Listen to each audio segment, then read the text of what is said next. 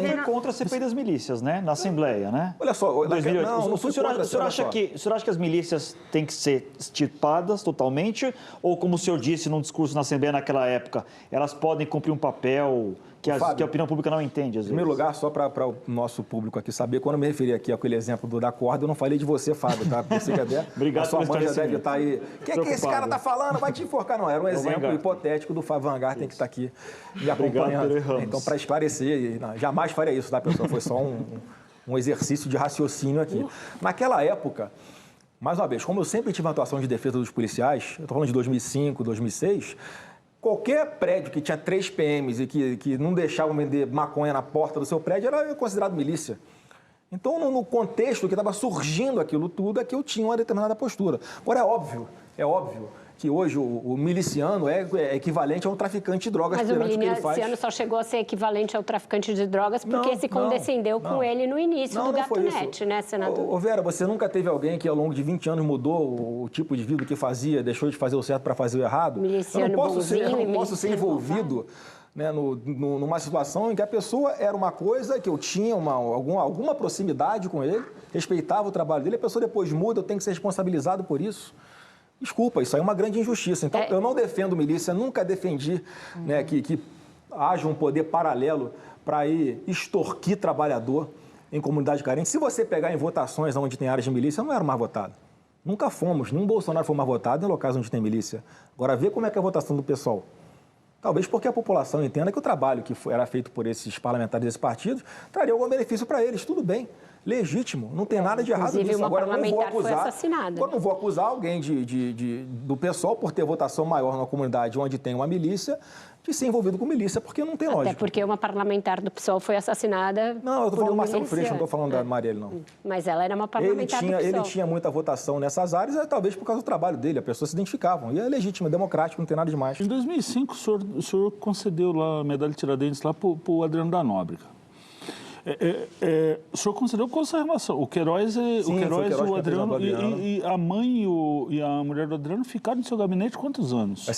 Te agradeço essa pergunta mais uma vez, porque é mais uma oportunidade de eu, de fato, esclarecer isso tudo. Porque constantemente nós somos... O senhor foi enganado pelo Queiroz? Não fui enganado. Eu vou explicar muito simples. Eu vou tentar ser bastante sintético.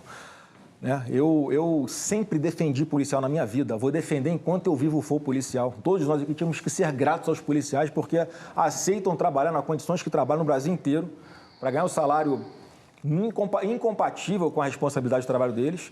Então, vou sempre defender. O que aconteceu nesse caso específico? O Queiroz, lá em 2002 ou 2003, se não me engano, conhecia o Adriano, então tenente Adriano ainda, de trabalhar dentro de batalhões da Polícia Militar, de fazer o policiamento ostensivo. Eu conheci o Adriano dentro do Batalhão de Operações Especiais, o BOP, no Rio de Janeiro.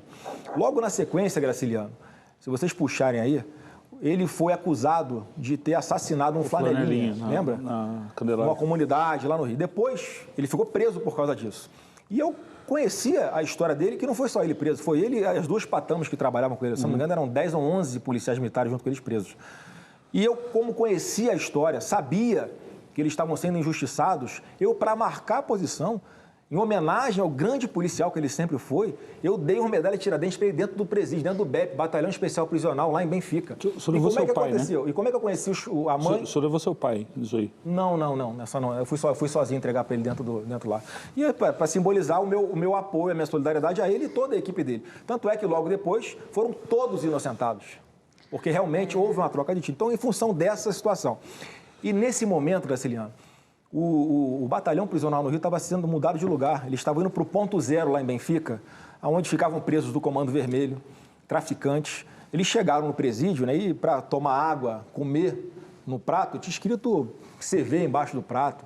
A água que eles bebiam vinha do andar de cima onde estavam os traficantes. Então, houve uma revolta ali. E a mãe do Adriano e a esposa dele à época eram as líderes que estavam defendendo as famílias de policiais injustiçados, que sempre foi minha bandeira. Eu, nesse momento, trouxe elas para trabalhar comigo, porque tinham identificação com o meu tipo de trabalho, são pessoas honestas, trabalhadoras, e que eu não me arrependo de ter trazido. Agora, não tem nada a ver com o que virou o Adriano depois.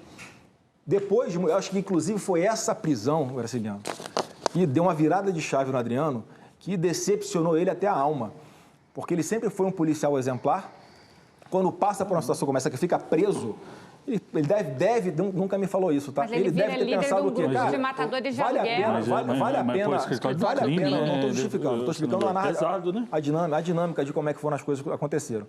Ele deve ter pensado, vale a pena eu ficar me esforçando, colocar minha vida em risco para parar numa cadeia por uma coisa uma situação de trabalho, de serviço com um marginal armado atirando em mim?